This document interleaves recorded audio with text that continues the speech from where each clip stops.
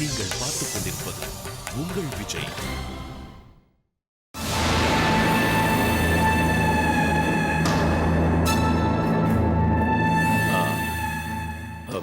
Manibharathi sir, ஒரு சின்ன கேள்வி. சில பேர் இந்த அஜ்ஞாதவாசம் போவாங்க இல்லையா, அதே மாதிரி நீங்களும் இந்த பப்ளிக் லைஃப்க்கு தூரமா இருந்து எந்த புக்ஸும் எழுதாம ரொம்ப அஜ்ஞாதமா இருந்தீங்க. இப்ப திரும்ப பப்ளிக் லைஃப்க்கு வந்துட்டீங்க, எழுத ஆரம்பிச்சிட்டீங்க. எதனாலன்னு தெரிஞ்சுக்கலாமா? உட்காருங்க. எழுத்தாளனோட மனசு நிரந்தரமானது இல்ல. திடீர்னு சமுதாயத்து மேல கோபம் வரும். ஏன் எம்எல்ஏ எனக்கு கோபம் வரும். ஒவ்வொரு மூடுக்கு தகுந்த மாதிரி கேரக்டர் மாறிக்கிட்டே வருதுதான் எழுத்தாளர். அந்த மாதிரி ஒரு கேரக்டர் தான் நானும்.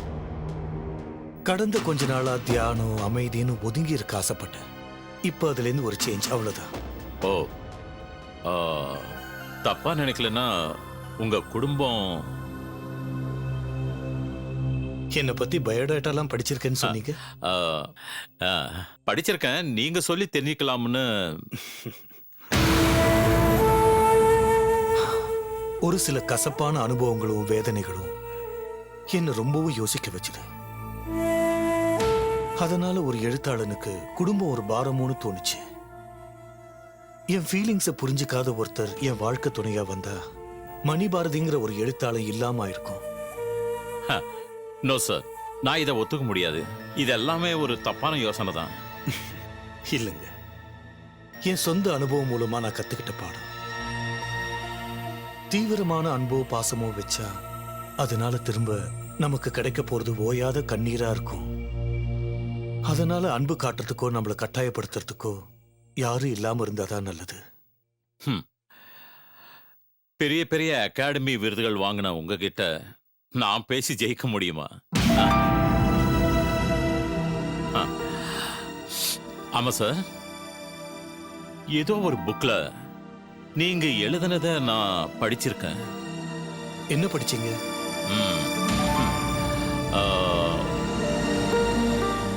வழக்கமா எல்லாருமே காலேஜில் படிச்ச நாட்களை மறக்க முடியாத நாட்கள்னு சொல்லுவாங்க. ஆனா நீங்க காலேஜில் படிச்ச நாட்களை மறக்க ஆசைப்படுறேன்னு எழுதியிருக்கீங்க.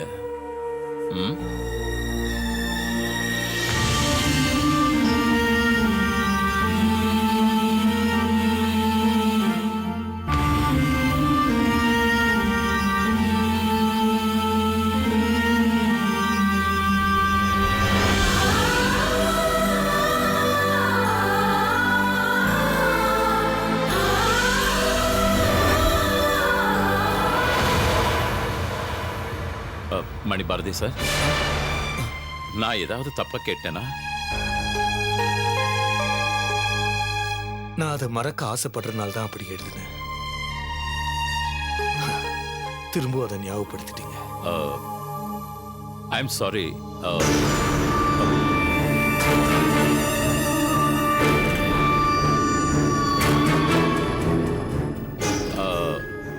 வாங்களேன், அப்படியே மேலே போய் பார்க்கலாம். கொஞ்சம் வாங்க, டிஸ்டர்ப் ஆயிட்டீங்க. வாங்க வாங்க வாங்க, இப்படி இந்த பக்கம்.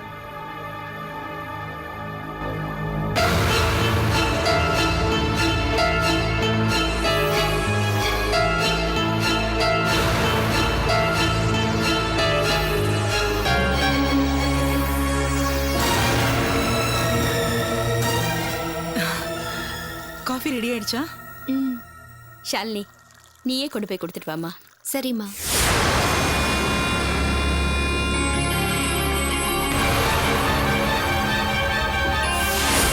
இத பாரு, அண்ணன் உன் கையால தான் காஃபி குடிக்கணும்னு ஆசைப்பட்டாரு. போ.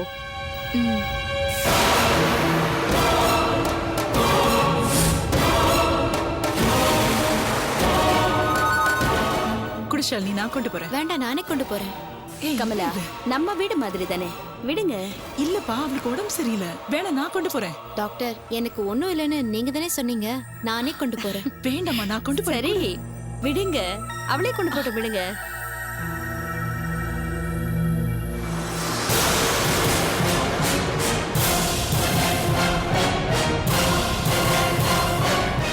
என்னோட காணாத கடல்ன்ற நாவலுக்கு நேஷனல் அவார்டு கிடைச்சது. ஆ அதான் என் வாழ்க்கையோட முதல் படி. ரொம்ப நல்லா இருந்தது அது.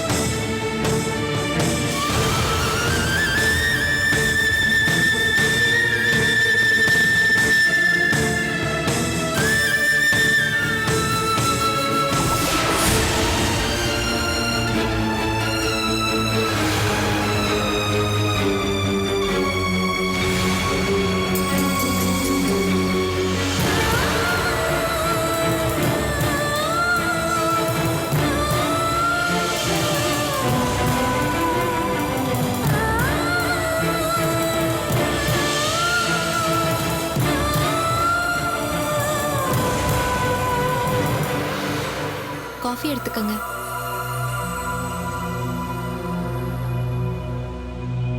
நான் எங்கேயோ பார்த்தா மாதிரி இருக்கு.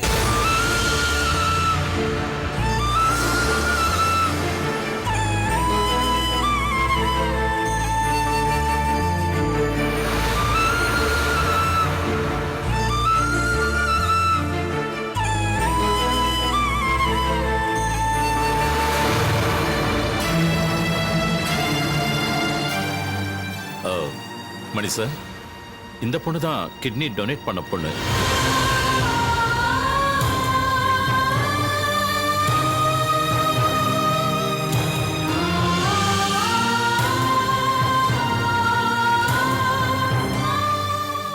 ஓ, உன் பேர் என்னம்மா? ஷாலினி. உன் வீடு?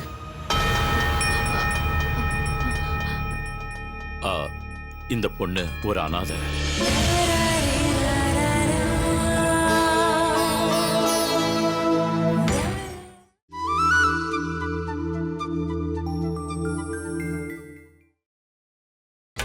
நீங்கள் பார்த்துக் கொண்டிருப்பது உங்கள் விஜய்.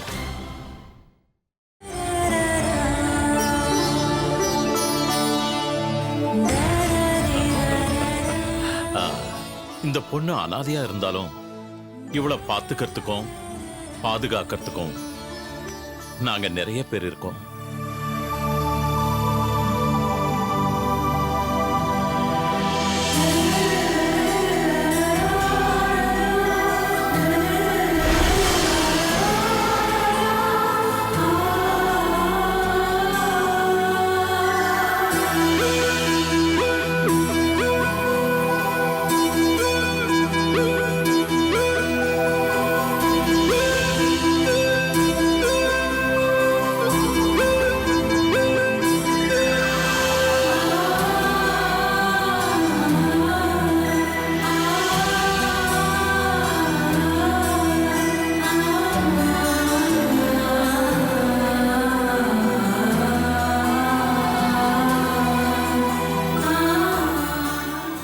நல்லதே நடக்கும், நல்ல வாழ்வு வரும்.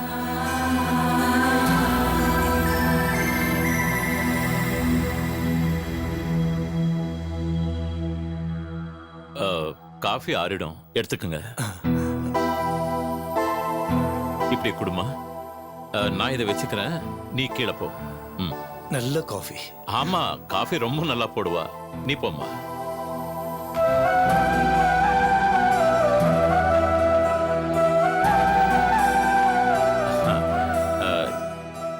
என் பொண்ணுக்கு வாழ்க்கை கொடுத்த பொண்ணு இல்லையா, அதான் வீட்டோட வச்சுக்கிட்டோம். ரொம்ப நல்ல காரியம் பண்ணிருக்கீங்க. சாப்பிடுங்க சாப்பிடுங்க.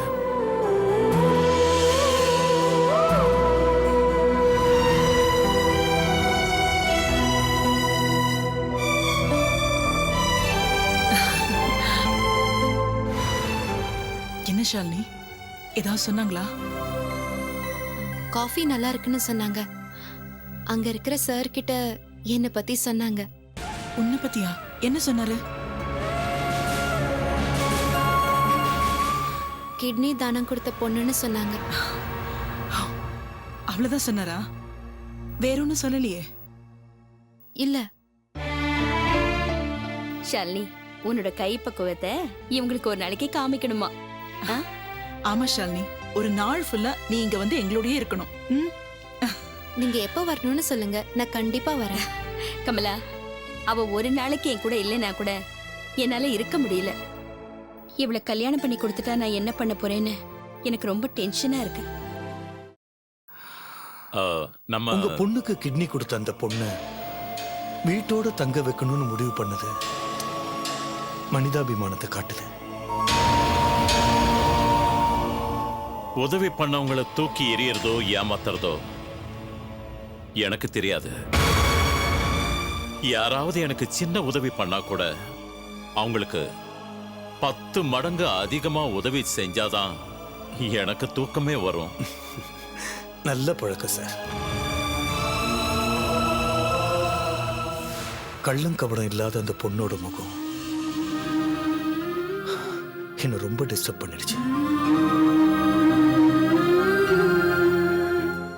அந்த பொண்ணு எனக்குள்ள ஏற்படுத்தின மாற்றம் தெரியல. அடுத்து என் நாவலா கூட வரலாம்.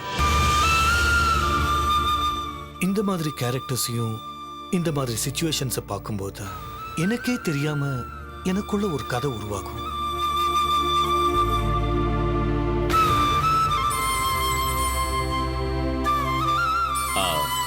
Please carry on.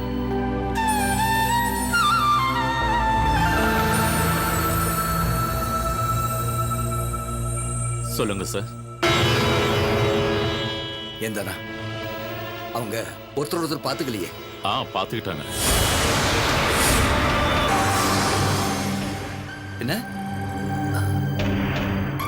என்ன என்ன சொல்ற நீ? சார், பதட்டப்படாதீங்க.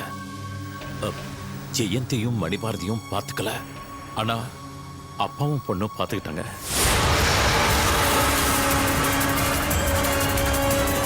என்ன என்னப்பா சொல்ற? மணிபாரதியும் ஷாலினியும் பாத்துக்கிட்டாங்களா? எப்படி இது எப்படி நடந்தது தானா? இதனால எவ்வளவு பிரச்சனைகள் வரும் தெரியுமா? சார், அம்மா மாதிரியே அப்பாவுக்கும் தன்னோட பொண்ணு தெரியாது இல்லையா? அதுல என்ன பிரச்சனை? தானா உன்னை அவனை வீட்டை விட்டு அனுப்ப சொன்னேன்ல, அதை விட்டுட்டு அவங்கிட்ட ஊர்க்கதையெல்லாம் பேசிட்டு இருக்கியா? என்ன தானே அது? சார், கதை நானா பேசுறேன். நான் என்ன எழுத்தாள்னா? அவன் தான் பேசிக்கிட்டு இருக்கான். எவ்வளவு பெரிய பிரச்சனை வந்தாலும் ஒரே நிமிஷத்துல சால்வ் பண்ணக்கூடியவன் நான். ஆனா இந்த பிரச்சனையை சால்வ் பண்றதுக்குள்ள எனக்கு பிபி எகிரிடும் போல இருக்கு. இத பாருங்க, எல்லாரும் இங்க தான் இருக்காங்க. ஜெயந்தி, ஷாலினி கூட இன்னும் இங்கிருந்து கிளம்பல. இதை சமாளிக்கிறதுக்குள்ள எனக்கு ஹார்ட் அட்டாக் வந்துடும் போல இருக்கு. தானா, நீ என்ன செய்வியோ ஏது செய்வியோ எனக்கு தெரியாது. இந்த இக்கட்டான நிலவில இருந்து நீ என்னை எப்படியாவது காப்பாத்தி ஆகணும். இது பாருப்பா, நீ தான் அவனை ஹேண்டில் பண்ணி முதல்ல அவனை உன் வீட்டுல இருந்து கிளப்பு. சார், இத பாருங்க, என்கிட்ட விட்டீங்கல்ல, நான் பாத்துக்கிறேன். நீங்க டென்ஷன் ஆகி எனக்கு ஃபோன் பண்ணி என்னையும் டென்ஷன் படுத்துறாதீங்க. நான் சால்வ் பண்றேன். நீங்க கூலா இருங்க. ஓகே? ரைட். என்னங்க, அங்க என்னதாங்க நடக்குது? நம்ம நல்ல காலம் மணிபாரதியும் ஜெயந்தியும் ஒருத்தர் பாத்துக்கல. ஆனா அவன் ஷாலினியை பார்த்துட்டான். என்னங்க நீங்க? ஷாலினிய பார்த்தா நமக்கு என்னங்க? அதுக்கே நீங்க இவ்ளோ டென்ஷன் ஆகுறீங்க? ஏங்க, எனக்கு ஒரு சந்தேகங்க. ஷாலினியோட தானே நம்ம ஜெயந்தி இருந்தா? அப்படி இருக்கும்போது எப்படி மணிபாரதி அவளை பார்க்காம இருந்தா? ஆ? நீ ஒரு காரியம் பண்ணு, உள்ள போய் ஒரு வெத்தலையை கொண்டு வா. வெத்தலை எதுக்குங்க? எதுக்குன்னு புரியல? நான் ஒரு மந்திரவாதி. நீ வெத்தலையை கொண்டு வந்தானா அதுல மை தடவி அங்க என்ன நடக்குதுன்னு உங்ககிட்ட விவரிச்சு சொல்றேன். கேள்வி கேட்கிறா பாரு. அங்க பாவம் தனா கடந்து திண்டாடிட்டு இருக்கான். அந்த தவிப்பு எனக்கு தானே தெரியும். நீங்க கோச்சிக்காம இருந்தீங்கன்னா நான் ஒண்ணு கேக்குறேன். ஜெயந்தி, ஷாலினி, மணிபாரதி எல்லாம் ஒரே இடத்துல தானே இருக்காங்க? எல்லாரும் ஒரே இடத்துல தான் இருக்காங்க.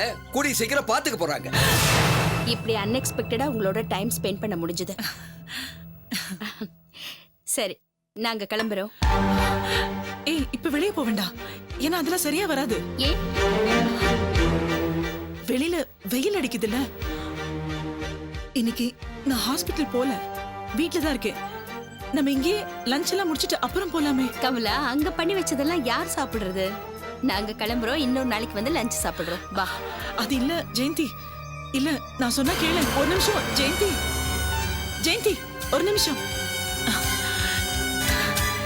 நீயும் பிரபாகரும் ஏன் இன்னும் லயன்ஸ் கிளப்ல மெம்பராகவே ஆகல? மெம்பர் ஆகணும்னு தான் நினைச்சுக்கிட்டு இருக்கேன். அப்புறம் நான் வேணா அமலா கிட்ட பேசி உங்க 2 பேருக்கும் காம்ப்ரமைஸ் பண்ணி வைக்கட்டுமா? இல்ல கமலா, மகேஷ் சொல்லியே அவ கேட்கறது இல்ல. நீ போய் பேசினா அவ ஏதாவது தப்பா பேசிடுவா. எனக்கு அது மனசுக்கு ரொம்ப கஷ்டமா போயிடும். அப்படி இல்லை ஜெயந்தி, அம்மாவும் பொண்ணும் காம்ப்ரமைஸ் ஆகணும் தான் நானும் உங்க அண்ணனும் டெய்லி பேசிட்டு இருப்போம். கொஞ்சம் விட்டு பிடிப்போம் கமலா. கடவுள் ஏதாவது வழி காமிப்பாரு. அந்த நம்பிக்கையில தான் நானும் இருக்கேன். ஷாலினி, நீ கண்டிப்பா ஒரு நாளைக்கு வந்து எங்க கூட ஃபுல் டே இருக்கணும். சரி. ஐயோ ஜெயந்தி, நீ எங்க போயிட்டு இருக்க? அண்ணன் கிட்ட சொல்லிட்டு வந்துடுறேன். அது இந்த மணியர் வந்திருக்காருல, அவர் கூட சேர்ந்து இவரை ட்ரிங்க் பண்ண ஆரம்பிச்சிருவாரு. அதனால நீ போக வேண்டாமே. பரவாயில்ல, சொல்லிக்கிறேன். நான் போய் சொல்லிட்டு வந்துடுறேன். இல்லம்மா, நீ கிளம்பு. திடீர்னு நீ அங்க போனேன்னா ஏன் சொல்லாம அமிச்சேன்னு அவர் என்ன கோச்சிப்பாருல. நான் சொல்லிக்கிறேன். ஒரு வார்த்தை சொல்லணுமே. ஐயோ, நான் சொல்லிக்கிறேன்ப்பா. அப்ப கூட்டிட்டு வரியா? நான் இப்ப போய் கூட்டிட்டு வந்துடுறேன். நீ கீழே வெயிட் பண்ணு. இதோ இப்ப கூட்டிட்டு வந்துடுறேன். சரி.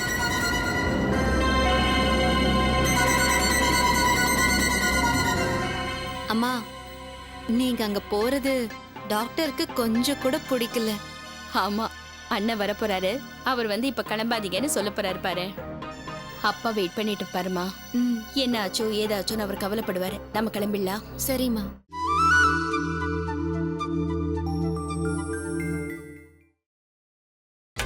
நீங்கள் பார்த்துக் கொண்டிருப்பது உங்கள் விஜய். உங்ககிட்ட இப்படி ஒரு லைப்ரரி இருக்கும்னு நான் எதிர்பார்க்கவே இல்லை. நான் கல்கட்டா போன உடனே நிறைய புக்ஸ் உங்களுக்கு கொரியர் பண்றேன். உங்களுக்கு எதுக்கு சிரமம்? இதுல என்னங்க சிரமம்? படிக்கிறவங்கன்னா எனக்கு ரொம்ப பிடிக்கும். அவங்களுக்கு புக்ஸ் வாங்கி அனுப்புறதுல எனக்கு ஒரு தனி சுகம்.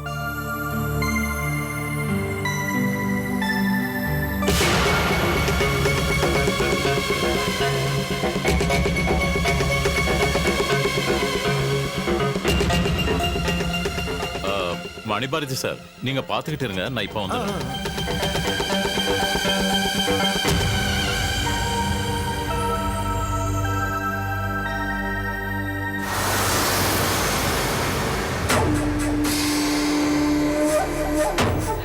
பாத்தீங்களா, வெயிட் பண்ணிட்டு இருக்காங்க. என்னம்மா அதுக்குள்ளேயே கிளம்பிட்டீங்க? ஆமாண்ணே, நாங்க கிளம்புறோம். இன்னொரு நாளைக்கு வரோம். சாப்பிட்டாங்களா? சரி வாங்க, அவரை கேட்டதா சொல்லுங்க. நிச்சயமா அண்ணே.